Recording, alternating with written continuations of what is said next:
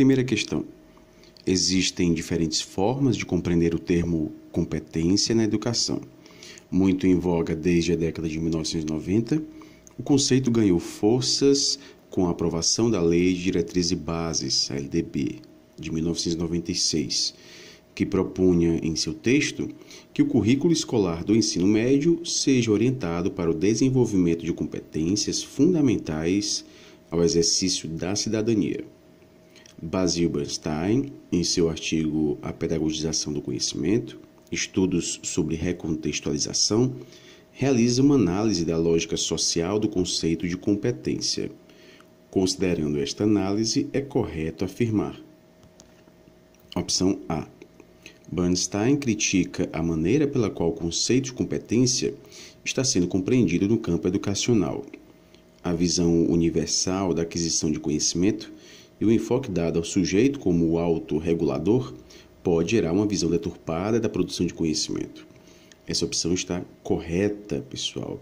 Lembrem-se aí, visão universal da aquisição de conhecimento. Essa visão universal traz um aspecto muito biológico, né? Ou seja, é como se o indivíduo já nascesse, né, com esse dispositivo que lhe auxilia na aquisição de conhecimento, né?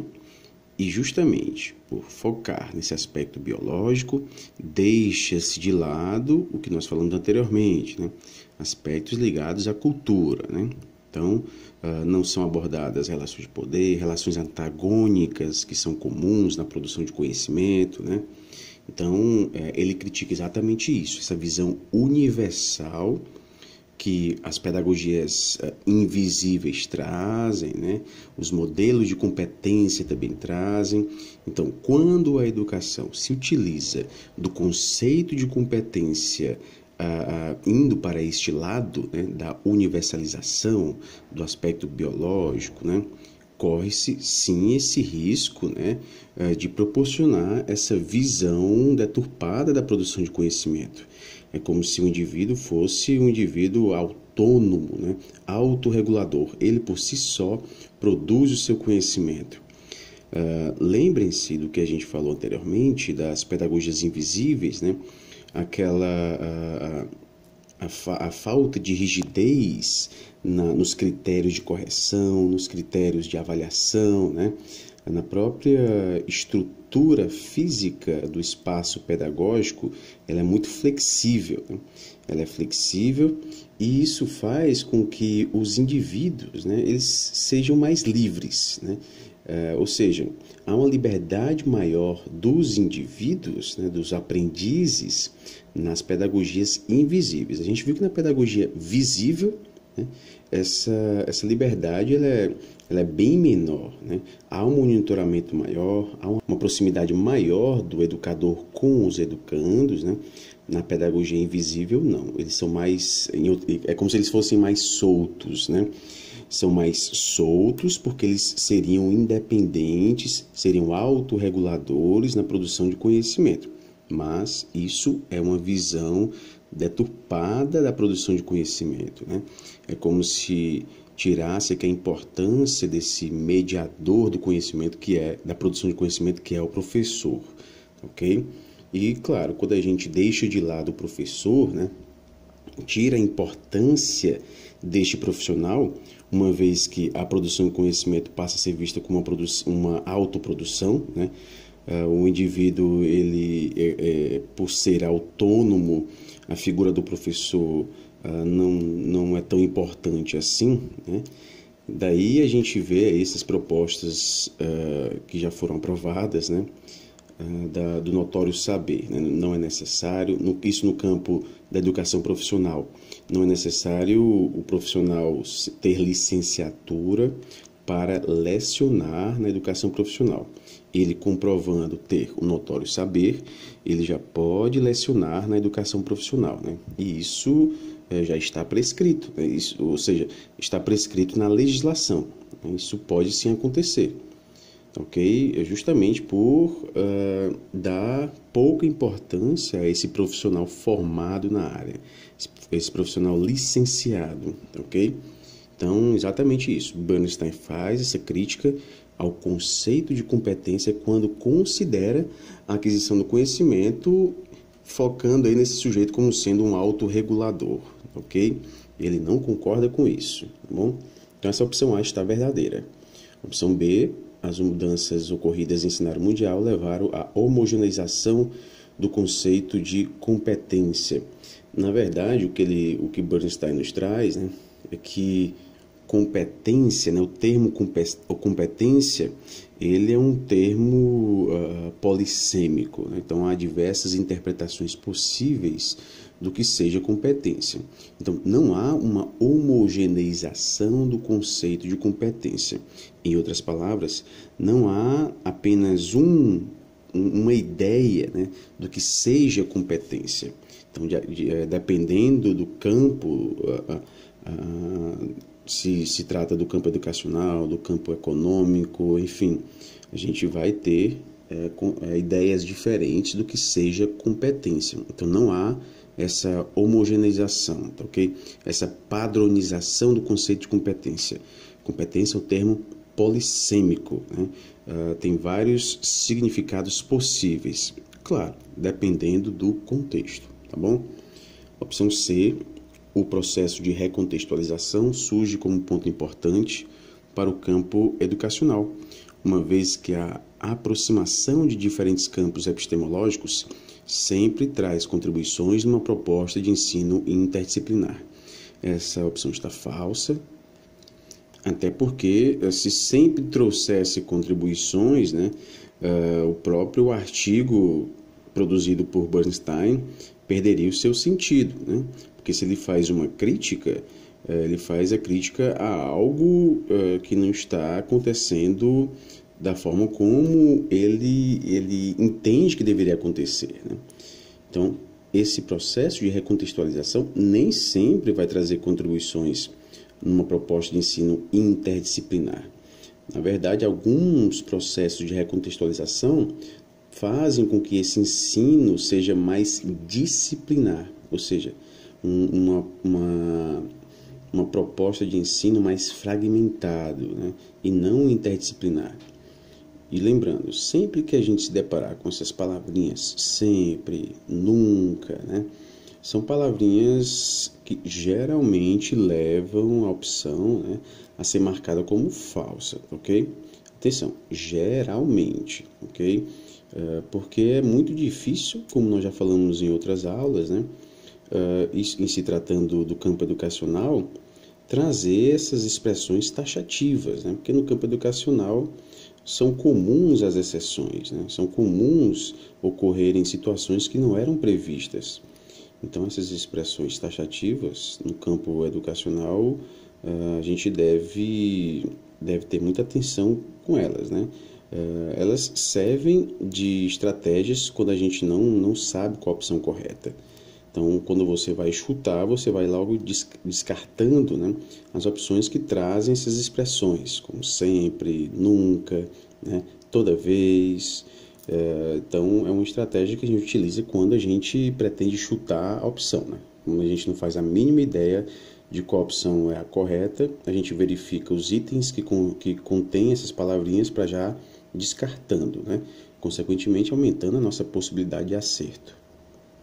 Na opção D, todas as disciplinas pedagógicas foram influenciadas pelo mesmo conceito de competência. Também está errado, né? Na verdade, o que Bernstein nos traz é que há conceitos diferentes de competência, né, que são utilizados por disciplinas pedagógicas diferentes, ok? Então, o conceito de competência, por exemplo, no universo da linguística, não necessariamente vai ser o mesmo conceito de competência no universo da psicologia, ok? Então, nem todas as disciplinas foram influenciadas pelo mesmo conceito de competência. Vale lembrar a polissemia que traz, né, que carrega o conceito de competência, né, essa diversidade de interpretações possíveis do que seja competência. Segunda questão. A realização de estudos sobre a produção de conhecimento científico e a necessidade de avaliação do trabalho dos pesquisadores, dos produtos e dos processos de divulgação científica foi um fator condicionante ao longo do século XX da evolução de toda uma área do conhecimento. Essa área não se desenvolveu de maneira uniforme, mas antes consistiu na realização de diferentes pesquisas com várias naturezas, métodos e filiações teóricas. Nela se encontram tradições tão diversas como a história da ciência, a sociologia da ciência, a teoria do conhecimento e as preocupações epistemológicas e filosóficas dentro de cada área específica, entre outras. A organização de cientistas em comunidades científicas vai ser discutida e analisada por diversos autores, como Henri Lakatos, Karl Popper e Paul Feyerabend, nas décadas de 1960 e 1970, no âmbito da filosofia da ciência, a partir de discussões que veem o conhecimento científico como questão política e destacam seu papel ideológico. Segundo Basil Bernstein, a década de 1970 pode ser caracterizada como, opção A, uma época de profundo afastamento das diversas epistemologias entre si, notadamente entre as ciências sociais e psicológicas, tendo o movimento hippie como representante simbólico desta aversão a ideologias propagadas pelo campo científico. Essa opção está falsa. Até porque Bernstein diz que na década de 60 o que houve foi uma convergência no campo das ciências sociais e psicológicas. Então a gente não vai ter esse afastamento. E no que diz respeito ao movimento hippie, né, de fato, a gente tem aí a década de 60, foi um movimento de contracultura, né, dessa época. Vale a gente lembrar a famosa máxima, né, paz e amor. Nos anos 70 vai ter uma queda, mas sempre defendendo questões ambientais, né, prática do nudismo, a emancipação sexual, né? Mas, de qualquer forma, isso não tem relação com a convergência dessas diversas epistemologias que ocorreram na década de 60. Opção B, um momento de convergência entre disciplinas com epistemologias, métodos de pesquisa e princípios de descrição opostos. Está correta essa opção, né? Então, nós temos epistemologias diferentes, princípios de descrição opostos, mas essas epistemologias vão convergindo, né? Vão se aproximando. E é justamente nessa aproximação que a gente tem a recontextualização ou recontextualizações, né, de conceitos específicos de uma disciplina, né, ou de uma área do conhecimento sendo utilizados, né, em outra área do conhecimento, né? Aí justamente diz respeito à recontextualização. O problema é quando a transferência de conceitos é feita, né, sem uma espécie de adaptação. É a mesma coisa de você defender, por exemplo, a legalização de drogas aqui no Brasil, né, com justificativa de que em outro país isso deu certo, né? Mas outro país, outra cultura, né? A gente não pode utilizar ações que deram certo em determinado local ou país, né, sem considerar o nosso contexto. A mesma coisa no universo da epistemologia. A gente não pode fazer a transferência de conceitos ou mesmo de métodos de pesquisa, né, sem realizar adaptações, ok? Opção C. Uma cisão entre as ciências sociais e psicológicas, uma vez que a psicologia passou a ter como objetivo imediato a compreensão de grupos e indivíduos tanto pelo estabelecimento de princípios universais, como pelo estudo de casos específicos, abordagem incompatível com as ciências sociais. Essa opção também está falsa, né? Não houve essa cisão entre as ciências sociais e psicológicas, e a abordagem que é citada aí nessa opção não era incompatível com as ciências sociais. Opção D. Uma época de isolamento das ciências sociais e psicológicas, a busca pelo estabelecimento enquanto campo científico fez com que ambas, ciências sociais e psicológicas, né, estabelecessem objetos de estudos próprios, metodologias próprias. Está falsa porque justamente não foi uma época de isolamento das ciências, e sim uma época de aproximação. Terceira questão. Para Michel Foucault, O poder é uma prática social constituída historicamente. São formas díspares, heterogêneas, em constante transformação. Constata Foucault que o poder está em toda parte e provoca ações, e uma relação flutuante, não estando em uma instituição nem em ninguém. Não está no rei, no presidente, em uma pessoa, mas nas relações sociais existentes, sendo ações sobre ações. Né? Interessante, recomendo aqui a leitura do livro A Microfísica de Poder, obra na qual Michel Foucault nos traz, né, o seu conceito de poder, de relações de poder. Né? Vale lembrar que não necessariamente a relação de poder indica algo negativo. Né? A relação de poder ela existe em espaços institucionais, né? Em espaços familiares, existe naturalmente uma relação de poder do pai para o seu filho, professor e aluno. Né? Então, ele trouxe essa ideia de poder como algo difuso na sociedade. Né? Então, recomendo aqui a obra A Microfísica do Poder. As relações de poder, seja pelas instituições, escolas, prisões, foram marcadas pela disciplina, e é por ela que as relações de poder se tornam mais facilmente observáveis, pois é por meio da disciplina que se estabelecem as relações. Opressor, oprimido, mandante, mandatário, subordinador, subordinado, etc. Trata-se de uma relação assimétrica que institui a autoridade e a obediência, e não como um objeto pré-existente e um subordinador. Trata-se de uma concepção do poder que se irradia da periferia para o centro, de baixo para cima, que se exerce permanentemente dando sustentação à autoridade. Para Bernstein, no tocante à abordagem das relações de poder e do conceito de competência, pode-se afirmar, opção A, Bernstein concorda que a base biológica que sustenta os conceitos de competência em várias disciplinas dialoga com o que Foucault nos traz sobre relações de poder, pois, apesar de conceitualizações diferentes para o mesmo termo, em todas as possibilidades de interpretação, com o conceito de competência, estará vivo o caráter social. Está falso, né, pessoal? Se Bernstein concorda que essa base biológica sustenta os conceitos de competência, obviamente essas relações de caráter social vão ser deixadas de lado, né? Dentre elas, as relações de poder. Né?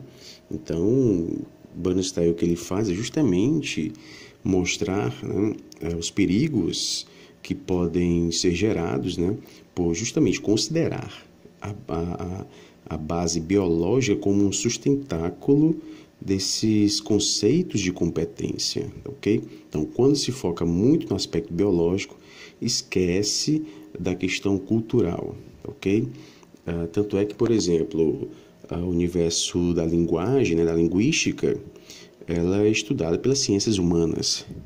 Chomsky foi um linguista, mas Chomsky focou muito no aspecto biológico, né? Consequentemente, ele vai se distanciar das ciências humanas e vai se aproximar das ciências naturais, ok? Então, essa opção A, ela está falsa, porque ele não concorda que essa base biológica que sustenta esse conceito de competência vai dialogar com pontos de vista que reforçam o caráter social do conceito de competência, ok? Opção B. Os procedimentos utilizados em diferentes campos no trabalho do conceito de competência refletem a importância das relações de poder nas disciplinas ministradas. Essa opção está falsa. O que Bernstein nos traz é que justamente esse conceito de competência que está sendo utilizado em diferentes campos do trabalho, né, estão deixando de lado as relações de poder. Até porque o campo do trabalho, né, como nós já falamos anteriormente, né, tem um enfoque muito no aspecto econômico. Né, e não é um interesse do universo econômico, né, do capital, né, tratar de questões relacionadas a relações de poder, falar sobre antagonismos existentes na sociedade, falar sobre cultura, né? Não, o foco não é esse, tá ok? Então, os procedimentos utilizados em diferentes campos no trabalho do conceito de competência deixam de lado, né, questões relacionadas às relações de poder. Opção C, valorizando a abordagem das relações de poder, a interpretação dada ao conceito de competência se reflete em um campo heterogêneo. Bem, pessoal, essa opção C poderia ser interpretada de duas formas, né?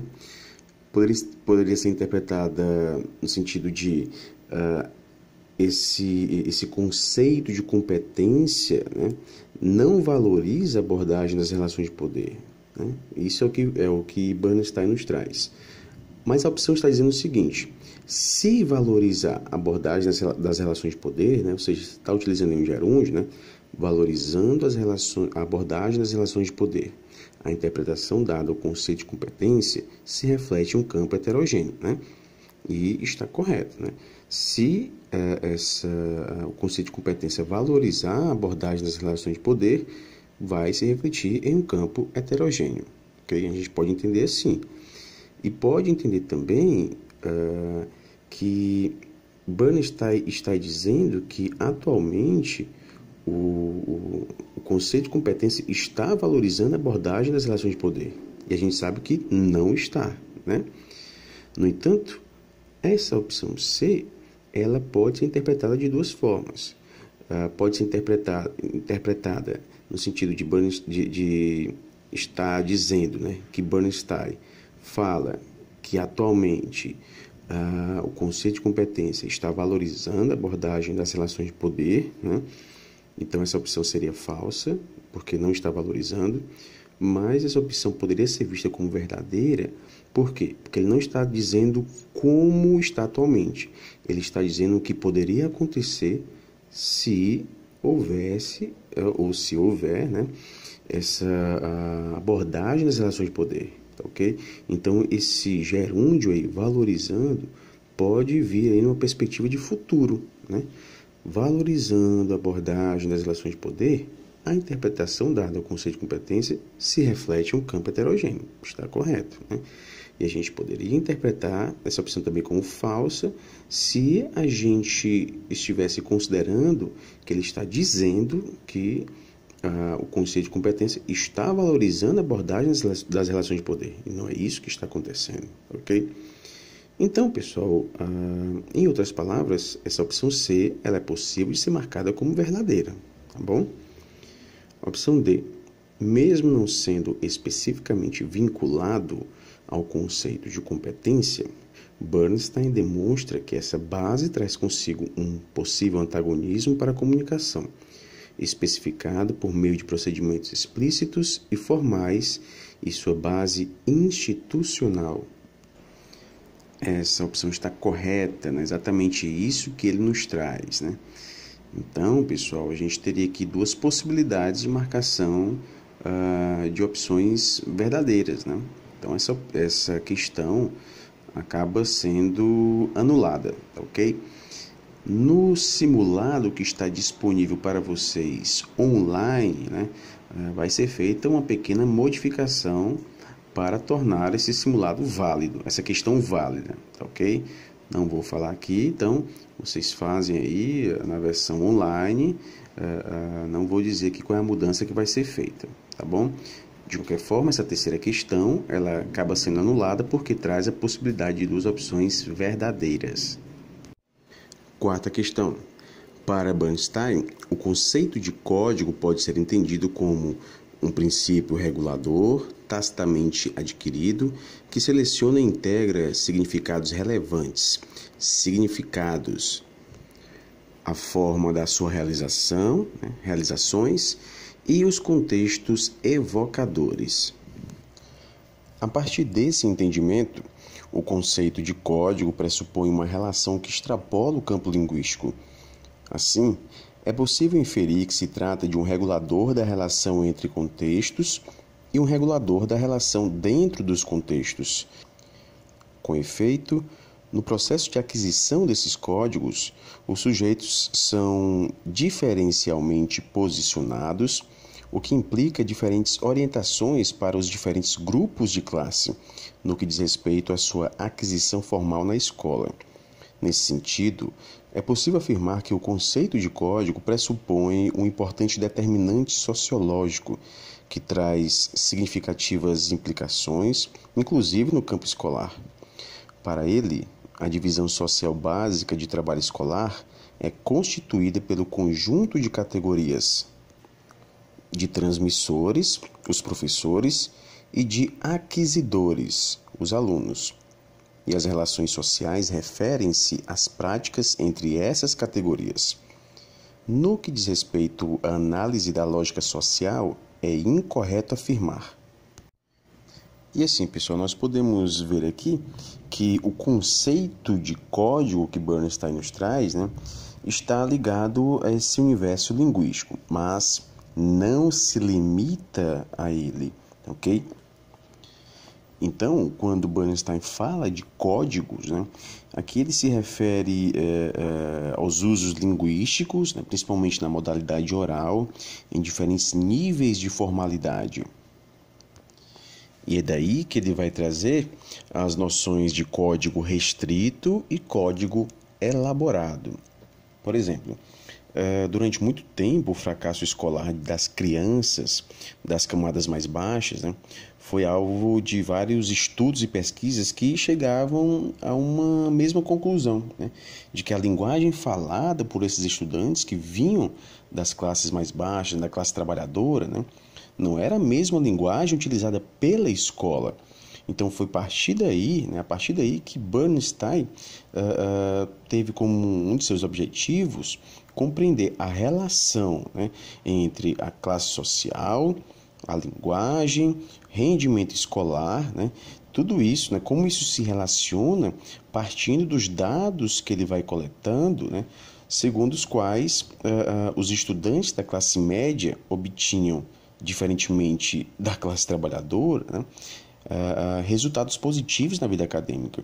Então, ele se utilizava desses dados coletados, né, e tentava explicar por que os estudantes da classe média tinham resultados superiores em relação aos filhos da classe trabalhadora. E aí ele verificou que existiam diferenças, obviamente, né, entre a linguagem da classe trabalhadora e a linguagem da classe média. E é a partir dessas diferenças que ele vai construir a sua teoria dos códigos linguísticos, né, que são justamente os códigos restrito e os códigos restritos, né, e os códigos elaborados. E assim, não cabe aqui a gente falar mais detalhadamente sobre as características desses códigos, porque não é o nosso objetivo aqui. De qualquer forma, como a ideia de código está presente aí, é importante a gente ter em mente que ele está fazendo relação com a própria linguagem. Agora, esse conceito de código ele também considera fatores extralinguísticos, né? Como, por exemplo, os contextos, né? Então, dependendo do contexto, a gente pode ter uma manifestação linguística diferente. E como ele muito bem diz, né, aí no enunciado, no processo de aquisição desses códigos, né, no processo de aquisição dessa linguagem, né, os sujeitos são diferentemente posicionados, o que implica diferentes orientações para os diferentes grupos de classe, né? Então, a gente pode entender que esse conceito de código se refere à linguagem, e a linguagem é também um elemento regulamentador, né? Ou, como ele diz aí, regulador. E se nós vivemos numa sociedade onde existe essa divisão social básica do trabalho e se reflete também no universo escolar, né, isso também vai se refletir na própria linguagem, nos próprios códigos, né? Por isso que ele traz a importância de se considerar, né, essa lógica social, né? A lógica social que, à luz daquelas teorias que nós vimos, né, teorias que se baseiam muito no aspecto biológico, né, essa lógica social é deixada de lado, ok? Então, uma das grandes críticas que ele faz é justamente isso, né? É o fato de a lógica social não estar sendo considerada no conceito de competência, por exemplo, ok? Então, no que diz respeito à análise da lógica social, é incorreto afirmar.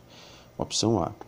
Todos os sujeitos são intrinsecamente competentes e todos possuem procedimentos em comum. Não existem déficits. Está verdadeira essa opção, né? De fato, no que diz respeito à lógica social, é isso que acontece, né? Os sujeitos são competentes e todos possuem procedimentos em comum. Opção B. O sujeito é ativo e criativo na construção de um mundo válido de significados e prática. Também está correto. Opção C. Há uma ênfase no sujeito incapaz de se autorregular, caracterizando um estudo interdisciplinar. Essa opção está falsa, né? O sujeito aqui não é visto como sendo incapaz de se autorregular, justamente o contrário, ele é visto como sendo capaz de se autorregular. Opção D.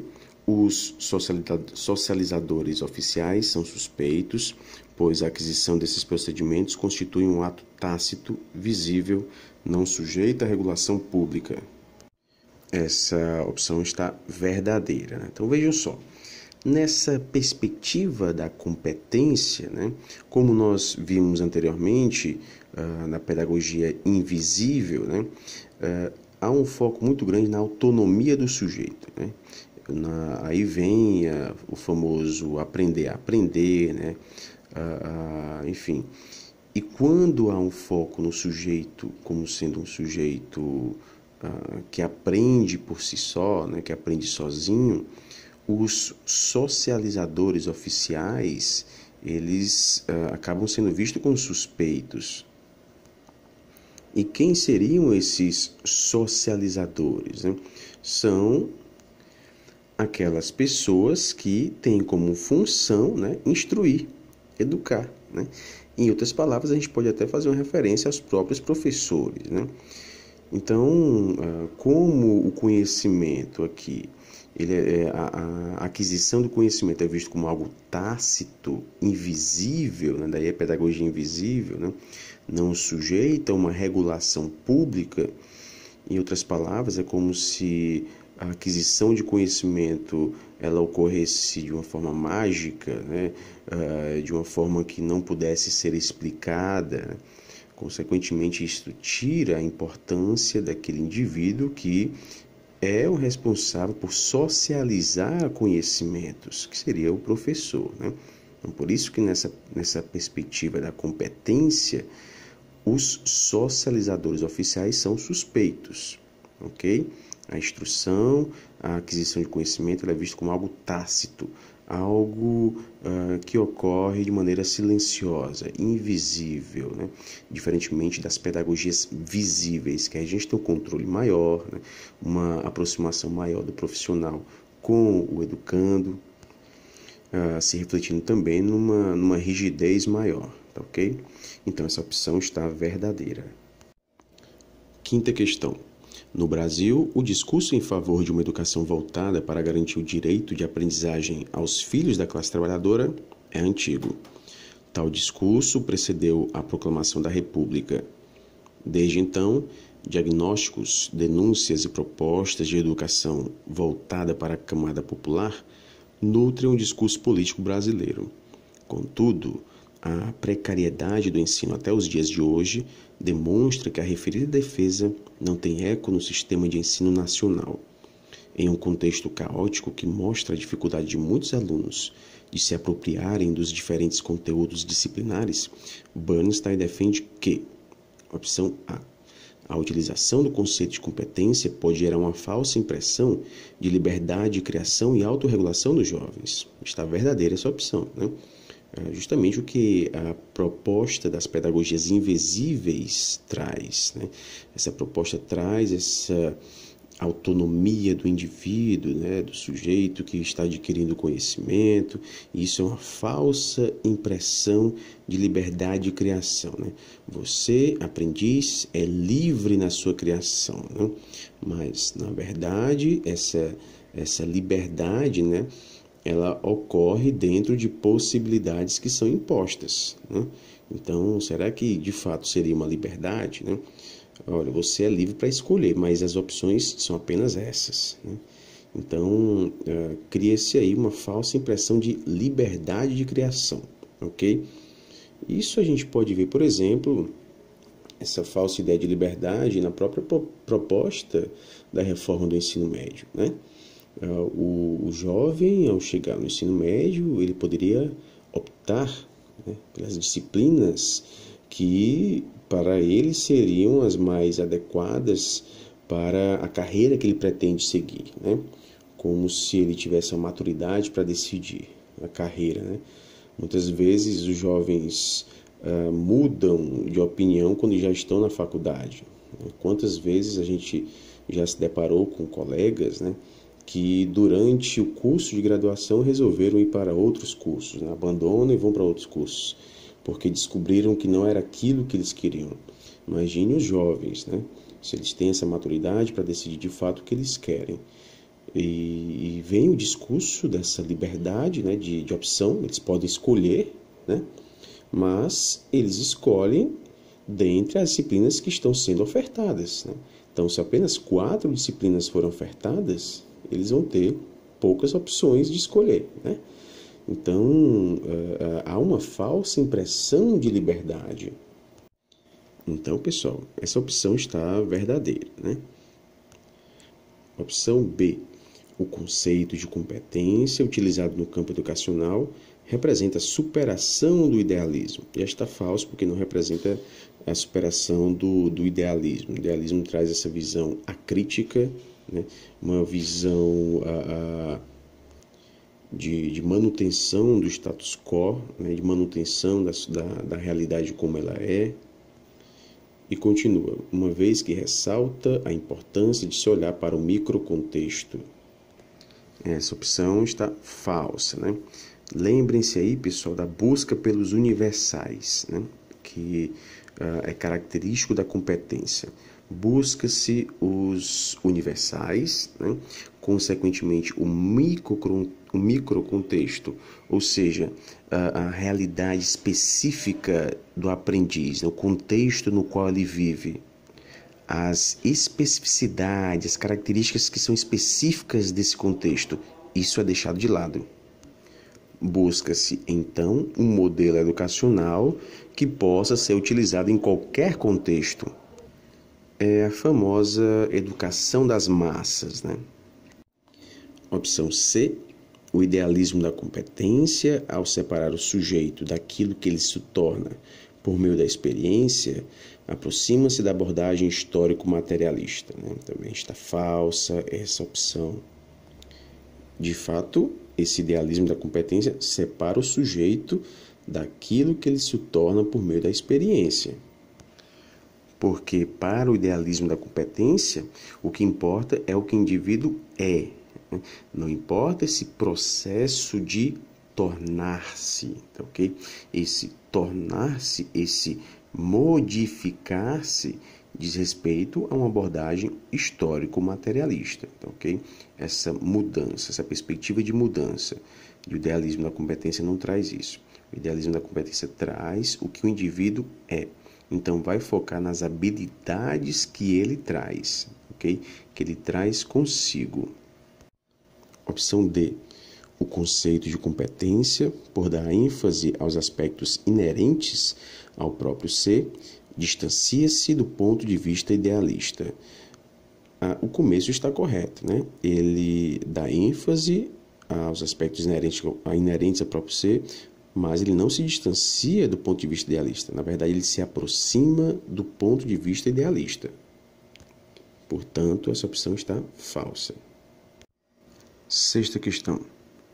As atividades de ensino no Brasil permaneceram sob a incumbência de ordens religiosas durante o período colonial, 1500 a 1759, né? Diz respeito exatamente ao período o período no qual a educação no Brasil ocorreu sob forte influência dos jesuítas. Com a Constituição de 1824, pensou-se na criação de um sistema nacional de educação, sugerindo escolas primárias para cidades, colégios e liceus em cada capital e ensino superior nas grandes cidades. Com o Ato Adicional de 1834, houve uma consequência extraordinária para o desenvolvimento do ensino. A partir dele, as escolas privadas proliferaram à medida que o acesso ao ensino superior se ampliava. Setores da sociedade queriam ver seus filhos aliados à classe dos homens letrados. Com a promulgação, em 1961, da Lei de Diretrizes e Bases da Educação Nacional, foi permitida às escolas particulares maior autonomia na sua organização administrativa, disciplinar e didática. Ademais, o desenvolvimento econômico do país, a problemática qualidade do ensino público e a melhora do serviço prestado pela escola particular propiciaram o crescimento do setor privado, capitaneado por empresários e dirigentes competentes, que justamente que a gente vai ter, né, a ida de estudantes das escolas públicas, né, que era predominantemente uma escola elitista, né, para as escolas particulares. E enquanto que a escola pública passa a ser cada vez mais acessada, né, pelos filhos da classe trabalhadora, né, que antes não se faziam presentes nesse universo educacional formal, né. No que diz respeito ao conceito de competência, utilizado no contexto capitalista, segundo Bernstein, opção A. O conceito de competência, por dar ênfase ao desenvolvimento da criatividade do indivíduo, representou uma ameaça aos interesses da iniciativa privada e uma valorização do ensino público. Está falso, né, pessoal? Esse conceito de competência, na verdade, representou não uma ameaça, mas um empurrão, né, nos interesses da iniciativa privada, impulsionou a iniciativa privada, desvalorizando, por sua vez, o ensino público. Então, pessoal, essa opção A, né, está falsa. Opção B, por ter surgido no campo educacional, o conceito de competência já está falso, né? Não surgiu no campo educacional, surgiu em outro campo, o que é justamente a recontextualização, né? A utilização do conceito de competência que vem de outro campo para o campo educacional, né? Então aí já está falsa. O conceito de competência representou um grande avanço para o setor privado, é verdadeiro, né? Por enquanto aí. Por enquanto está verdadeiro, só essa parte, né? Mas no início da opção nós já temos uma parte falsa e já descarta a opção. Mas é importante a gente continuar a leitura, né? Pois os indivíduos formados para o mercado de trabalho passaram a produzir mais, né? Então, tirando a primeira parte, é correto que o conceito de competência representou um avanço para o setor privado, pois os indivíduos formados para o mercado de trabalho passaram a produzir mais, né?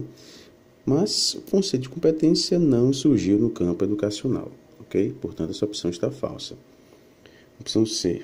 A vida de um campo não educacional representou uma mudança necessária do próprio conceito de competência, necessitando, assim, de uma recontextualização, né? Verdadeiro, né? Uma opção bem simples, né? É o ponto central aí do texto, né? Falando sobre essa recontextualização. Então, essa opção C está correta. Opção D, por trazer um enfoque que vai de encontro aos interesses liberais, ou seja, que vai contra os interesses liberais, né? Já está falsa, porque, na verdade, o conceito de competência vai ao encontro dos interesses liberais, e não de encontro, né? Então, a gente tem uma aproximação do conceito de competência com os interesses liberais, tá bom?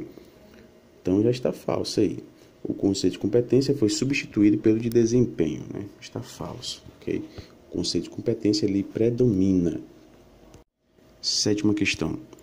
Ao estudar o conceito de competência, considerando o seu percurso por várias epistemologias, não diretamente ligadas à educação, Bernstein propõe um importante recorte desse conceito que poderia servir para a produção de conhecimento no espaço educativo. Sobre esse recorte, é correto afirmar. Opção A. Bernstein propõe a exclusão da lógica social do conceito de competência, já está falso, né? Ele propõe justamente a inclusão da lógica social, né? Pois esta lógica traria relações desiguais de poder, na verdade ela destaca as relações de poder, que poderiam refletir em práticas de resistência e uma situação de não aprendizagem. Então, o que Bernstein propõe é a inclusão da lógica social no conceito de competência. Opção B. O recorte é feito destacando a lógica social enquanto elemento. Para Bernstein, o papel da sociologia da educação era explicitar as formas como as instituições educacionais expressam características da sociedade da qual fazem parte. Está verdadeira essa opção. Opção C. Para Bernstein, para que não haja deturpação na produção de conhecimento, torna-se necessário deixar de lado os vieses ou desvios enraizados na própria estrutura do processo de ensino-aprendizagem, dos sistemas de ensino e de seus pressupostos sociais. Na verdade, ele defende que sejam considerados, sim, esses pontos de vista aí da própria estrutura do processo de ensino-aprendizagem, ok? Então, não deve ser deixado de lado. Opção D. A base biológica do conceito de competência mostra-se adequada para o estudo comunicativo devido à sua abordagem formal. Essa opção está falsa. Na verdade, a base biológica desse conceito traz aí alguns perigos, de justamente não considerar o aspecto social, ok? Oitava questão. Um campo pedagógico de recontextualização é composto de posições opostas e complementares, construindo uma arena de conflito e luta por controle. Qualquer posição pode ser examinada em 3 níveis analiticamente distintos: autor, ator e identidade. O autor refere-se ao discurso autorizado, os atores referem-se aos patrocinadores e as identidades são resultado de especializações pedagógicas. São nesses campos de recontextualização que, segundo Bernstein, as identidades pedagógicas são construídas. Sobre estas identidades, é incorreto afirmar. Opção A. As identidades pedagógicas têm uma base social e uma carreira. Essa opção está correta. É exatamente isso que ele nos traz. Uma base social e uma carreira.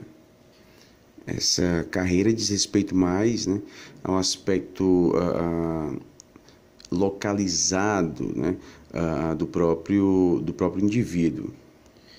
E claro, mudando-se o contexto físico, a região, muda-se também o próprio aspecto moral, porque o moral ele se baseia nos costumes de determinados contextos. Então, as identidades são construídas por meio dessa base social e também uma base mais ligada ao aspecto individual, que diz respeito à carreira. Até porque toda carreira se dá inserida em uma base social, uma base que é instituída pelo Estado, com suas prescrições, sanções, determinações. Então, toda carreira ela se dá inserida em uma base social. Opção B. A base social que compõe uma identidade pedagógica representa os princípios de ordem social e os desejos institucionalizados pelo Estado em seu sistema educacional. Está correta essa opção. Isso diz respeito exatamente a essa base social. Opção C. A carreira que constitui uma identidade pedagógica é moral, instruída e localizada. Também está correta. Devido ao aspecto fortemente subjetivo, a identidade pedagógica é o desenvolvimento de uma carreira sem considerar a base social. Está falso. A base social é considerada, sim, na construção dessa identidade, seja ela pedagógica ou qualquer outra identidade. Nona questão. Do estudo das concepções infantis de tempo, espaço, causalidade física, movimento e velocidade, Piaget criou um campo de investigação que denominou epistemologia genética, isto é, uma teoria do conhecimento centrada no desenvolvimento natural da criança.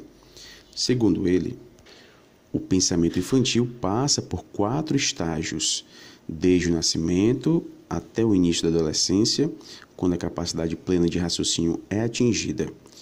Pode-se dizer que a grande contribuição de Piaget foi estudar o raciocínio lógico-matemático, que é fundamental na escola, mas não pode ser ensinado dependendo de uma estrutura de conhecimento da criança. Segundo Bernstein, no final dos anos 80 e início dos anos 90, verificou-se uma redução do predomínio de Piaget no campo de recontextualização pedagógica, com a mudança dos modelos de competência para os modelos de desempenho. No entanto, verificou-se na mesma época a possibilidade de uma retomada dos estudos de Piaget no CRP. Este fato se deve, opção A, a retomada das bases culturais nos estudos pedagógicos, representada principalmente por Chomsky, que proporcionou a retomada dos modelos de competência. Está falso, pessoal. Não foi por isso, que ocorreu a retomada nos estudos de Piaget. Na verdade, o que proporcionou a retomada dos investimentos nos modos de competência, a gente vai ter, depois de Piaget, uma mudança oficial para os modos de desempenho, Posteriormente, com Vygotsky, a gente vai ter a retomada aos modelos de competência. Agora, é claro, o pensamento de Vygotsky vai ser também recontextualizado, mais especificamente pelos norte-americanos. Então, com Vygotsky, a gente vai ter aí um retorno, dos modelos de competência, um Vygotsky recontextualizado, mas esse modelo de competência ele vai se dar em um ambiente onde predomina os modelos de desempenho. Pode parecer um pouco complicado de construir essa imagem de um ambiente ou de um contexto onde a gente pode encontrar modelos de desempenho, modelos de competência. Em uma mesma época, ambos os modelos podem existir.